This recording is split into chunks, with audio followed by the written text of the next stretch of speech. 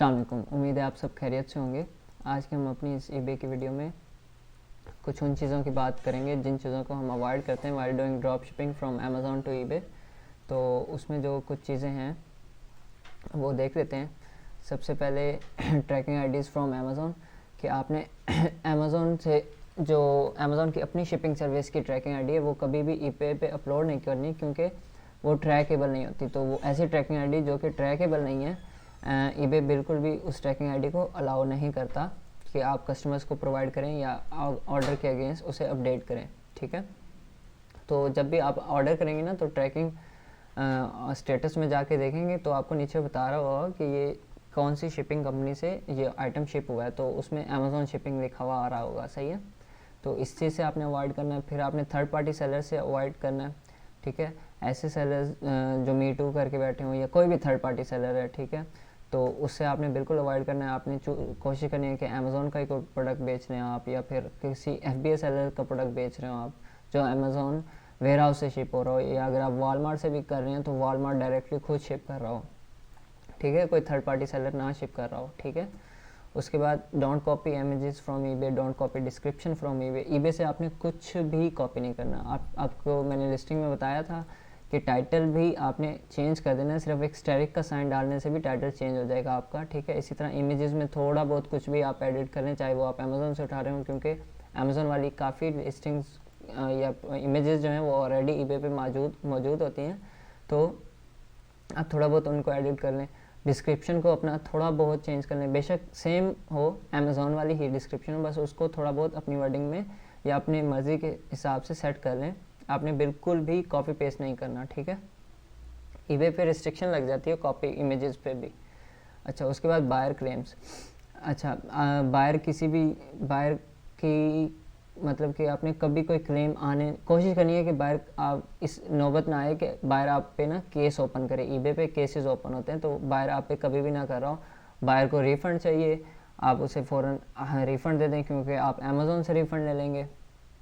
Buyer को क्या कहते हैं, रिप्लेसमेंट चाहिए, आप अमेज़ॉन से ले लें। बायर को रिटर्न चाहिए, आप अमेज़ॉन से लेके बायर को दे दें। ठीक है, आपने कोशिश करनी है कि जितना हो सके आपने बायर को सेटिस्फाई करना है। हाँ, ईबे पे बहुत ज़्यादा स्कैमर्स भी आते हैं, ठीक है, बट ये सारा आपकी कस्टमर सपोर्ट पे डिपेंड कर रहा होता है कि आप उस बायर को किस तरह से डील कर रहे हैं। सही है, डोंट ग्रो रैपिडली। मोस्टली ये होता है कि न्यू अकाउंट हम बनाते हैं और बनाते ही हम ये करते हैं कि जी चलो जी लिस्टिंग लगाना शुरू कर दो, सेल ले आओ, ये है वो है। नहीं, ऐसा कुछ नहीं करना। आपने न्यू अकाउंट बनाते साथ ही उस पर तो पहली बात तो लिस्टिंग करनी ही नहीं है। ठीक है, 1-2 दिन उसको सिर्फ क्या कहते हैं आप ब्राउजिंग करें। ईबे का अकाउंट क्रिएट करते ईबे पे ब्राउजिंग करें, डिफरेंट प्रोडक्ट्स खोलें, ओपन करें, ऐड टू कार्ट करें, स्टॉप कर दें। ठीक है, ये सारा कुछ करना है आपने। उसके बाद से डेली की सिर्फ एक लिस्टिंग लगानी है। पहले वीक में तो सिर्फ दिन की एक लिस्टिंग लगानी, ठीक है। उसके बाद उसको ग्रेजुअली इंक्रीज़ करें, दिन में 1, फिर दिन में 2, फिर दिन में 3, आहिस्ता आहिस्ता से। ठीक है, और सेल्स का भी आपने यही करना है कि फुली बूम नहीं कर देनी कि हाँ ठीक है मैं तो इस महीने $10,000 की सेल कर दूंगा। नहीं, ऐसा कुछ नहीं करना। आप कोशिश करें कि पहले महीने उसे 1,000, 2,000 इतने में जाएं, फिर आहिस्ता आहिस्ता से लास्ट मंथ 2,000 किया था, इस मंथ मैंने 3,000 करना है। इस तरह से आपने अपनी सेल्स को इंक्रीज़ करना है, और ये फर्स्ट 3 मंथ्स आपने लाजमी करना है, वरना आपके अकाउंट सस्पेंड होने के चांसेस बहुत ज़्यादा होंगे। जिनको ईबे कह रहा होता है कि जी रिस्क है कम्युनिटी के साथ, ये है वो है। क्यों? इसकी सिंपल सी मिसाल है कि एक न्यू सेलर या एक न्यू शॉप ओपन होती है, ठीक है, तो आते साथ ही वो इतनी ज़्यादा सेल कभी भी नहीं कर सकता। वो तो इन्वेंट्री मैनेजमेंट में ही इतना टाइम लगा देता है, 2-3 महीने। ठीक है, तो आपने ऐसा बिल्कुल भी नहीं करना। उसके बाद है not responding to customer. Obviously आपने कस्टमर का रिप्लाई नहीं करेंगे, आपको कस्टमर क्लेम करेगा, आपको पेपैल पे क्लेम मिलेगा इसकी वजह से। ठीक है, अच्छा, आपको कस्टमर नेगेटिव फीडबैक दे के जाएगा। ठीक है, और ये सारे आपके अकाउंट की हेल्थ पे बहुत ज़्यादा इम्पैक्ट डाल रहे होते हैं। ठीक है, तो इस चीज़ से आपने एहतियात करनी है। हाँ, ईबे की तो ये सर्विस भी है कि अगर आपने जो जीमेल है जो जिसके साथ आपका ईबे का अकाउंट लिंक हुआ है, आप वो अपने फ़ोन में ओपन कर लें, आपको कस्टमर का मैसेज आता है, आप अपनी जीमेल से ही कस्टमर को रिप्लाई कर सकते हैं। आपको प्रॉपर कंप्यूटर पे आके लॉगिन करके और रिप्लाई करने की ज़रूरत ही नहीं है। अगर आप बाहर भी फिर रहे हैं, आपको कस्टमर का मैसेज आया है और आपको पता है कि ये क्या चीज़ पूछ रहा है, इसका क्या रिस्पांस करना है, अगर आपको एग्जैक्ट नहीं पता कि क्या बताना है, तो आप एटलीस्ट उसे ये बता दें कि we are out of work और I am not at work, I will get back to you as soon as possible. आप इतना सा भी रिस्पॉन्स कर देंगे ना तो कस्टमर सुकून या ठंडा रहेगा, ठीक है। लेकिन अगर आपने कोई रिस्पॉन्स भी ना किया, 6 घंटे गुजर गए, 8 घंटे गुजर गए, उसके बाद पहले एक आधा वो मैसेज में भी डाल दे, वरना वो डायरेक्ट केस ओपन करेगा आपके खिलाफ या क्या कहते हैं आपको क्लेम डाल देगा, ठीक है। तो आपने कस्टमर सपोर्ट जो है वो बहुत ज़्यादा अप्रोच करनी है कस्टमर्स के साथ। अच्छा, उसके बाद not shipping on time. Obviously आप ऑर्डर जो है वो टाइमली डिलीवर नहीं करेंगे तो भी आपके लिए मसला बनेगा।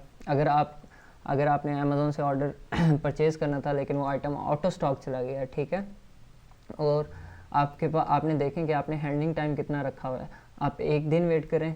अगर अमेज़ोन पे ऑर्डर नहीं वो स्टॉक जो है, वो इन्वेंट्री जो है, वो प्रोडक्ट जो है वो अवेलेबल नहीं होता, अब डायरेक्ट कस्टमर को प्रोएक्टिव मैसेज डाल दें कि जी बैक ऑर्डर हो गया है, ये मसला हो गया है, इन्वेंट्री ख़राब हो गई है, मैं आपको शिप नहीं कर सकता, अगर आप वेट कर सकते हैं तो भी मुझे बता दें, अगर आप रिफ़ंड चाहते हैं तो मैं आपको राइट अवे रिफ़ंड भी दे देता हूँ। तो जब ये जो आपकी प्रोएक्टिव अप्रोच होगी ना, ये कस्टमर इससे हैप्पी भी होगा, ठीक है, और वो खुद ही बता देगा कि अगर उसने वेट करना है या उसे रिफ़ंड चाहिए। अगर उसने वेट करना है तो आप फिर उसे दोबारा से मैसेज डाल दें कि it could take like 15 days या 1 महीना भी लग सकता है, तो फिर भी अगर तुम वेट करना चाहते हो तो बता दो, ठीक है। तो ये सारे सिनेरियोज होते हैं। उसके बाद आपके डिफेक्ट्स इंक्रीज़ हुए हैं, लेट शिपमेंट रेट की वजह से आपने ऑर्डर्स मार के शिप नहीं किए हुए, ठीक है, आपके ऊपर केसेस ओपन थे, आपने रिस्पॉन्ड नहीं किया और ईबे ने खुद उन्हें क्लोज़ किया, तो वो भी आपका एक डिफेक्ट इंक्रीज़ हो गया, ठीक है। ट्रैकिंग आईडीज़ आपकी टाइमली नहीं डली, वो भी आपका एक डिफेक्ट है। तो ये जैसे ही ये डिफेक्ट्स इंक्रीज़ बहुत ज़्यादा होते जाएंगे तो आपका अकाउंट बिलो स्टैंडर्ड चला जाएगा, ठीक है। ईबे पे अकाउंट्स के एक स्टैंडर्ड होते हैं, टॉप रेटेड होता है, फिर अबव स्टैंडर्ड होता है, फिर बिलो स्टैंडर्ड होता है और बस फिर अकाउंट बंद होता है। तो आप अगर डिफेक्ट्स आपके बहुत ज़्यादा इंक्रीज़ हो रहे हैं तो उसकी वजह से आपका अकाउंट सस्पेंड हो जाता है। तो हम ये ओबियसली ड्रॉप शिपिंग कर रहे हैं, डिफेक्ट्स आएंगे, लेकिन उनकी सबसे बेस्ट वे ये है कि जैसे ही डिफेक्ट पड़ा आपने उसकी अपील करके उसको रिमूव करवा दिया। ये बहुत इजी है, इजीली रिमूव हो जाता है। आप एक स्ट्रॉन्ग सी अपील लिख के ईबे को भेजें, ईबे आपका डिफेक्ट जो है वो रिमूव कर देगा। और आजकल तो सबसे ज़्यादा स्ट्रॉन्ग आपके पास सिचुएशन है कि जी कोरोना चल रहा है, डिलीवरीज डिले हैं, मुझे ये हुआ था, ये हुआ, मैं यहाँ था, मैं नहीं कर सका, ये वो, आप कुछ भी ईबे को स्ट्रॉन्ग अपील करके ये डिफेक्ट्स रिमूव करवाएं, लेकिन टाइमली रिमूव करवाएं। ओबियसली पेपैल क्लेम से आपको बचने के लिए पेपैल पे भी आप देखें, बायर आपसे ख़रीद रहा है ईबे पे, ईबे ने केस विन कर दिया, आप केस जीत गए, बायर आपको पेपैल पे भी क्लेम कर सकता है, सही है। तो आपने कोशिश करनी है कि बायर को सेटिस्फाई कर देंगे ना तो पेपैल पे भी क्लेम नहीं आएगा, और पेपैल पे क्लेम आएगा तो आपका पेपैल अकाउंट भी उड़ेगा, ठीक है। तो जितना हो सके आपने इसमें सबसे ज़्यादा जो कमाल है वो आपके कस्टमर सपोर्ट में, ठीक है। अगर आप राइड पे हैं फिर भी बायर कुछ ना कुछ इशू करके आपसे चाह रहे हैं तो आप दे दें, उसे रिफ़ंड दे दें, खैर है कोई मसला नहीं, आप पैसे बाद में बना लेंगे, आप और आपके पैसे डूब भी नहीं रहे, आपने तो पैसे अमेज़ोन वॉलमार्ट से रिफ़ंड आपको इजीली मिल जाता है, ठीक है, आप वहाँ से ले लें, लेकिन बायर को आपने सेटिस्फाई करना है। हम बहुत बार ऐसा होता है कि कस्टमर को हम आइटम भी दे देते हैं और उसे रिफ़ंड भी कर देते हैं कि हाँ यार तुम खुश रहो, मेरी खैर है, और मैं चुप करके मैं वहाँ से जाके अमेज़ोन से अपना रिफ़ंड ले लेता हूँ, ठीक है। इसमें इतना ज़्यादा लॉस नहीं है, ठीक है, रादर देन कि बायर आपके साथ ये सारे पंगे करे, ठीक है। तो ये कुछ चीज़ें हैं जो हम अवॉइड करते हैं वाइल डूइंग ड्रॉप शिपिंग, ठीक है, और मैं रिकमेंड करूँगा कि इन चीज़ों पे आप भी गौर करें और इसको बहुत ज़्यादा एहतियात से लेके चलें। जो रैपिडली ग्रो करना चाह रहे होते हैं ना कि अकाउंट पे मैं बहुत ज़्यादा सेल लेऊँगा, ये है वो है, ऐसा कुछ नहीं करें, आप अपना अकाउंट बंद करवा लेंगे, बाद में फिर आप ढूंढते फिरेंगे कि मैं अकाउंट कैसे ओपन करवाऊँ, ठीक है। तो ये कुछ चीज़ें ये आप लोगों ने अवॉइड करनी है लाजमी, ठीक है। इनसे रिलेटेड अगर आपको कुछ हेल्प चाहिए तो आप मुझे मैसेज कर दीजिएगा, I will help you out, ठीक है। और तब तक के लिए अपना ख्याल रखिएगा, अल्लाह हाफ़िज़।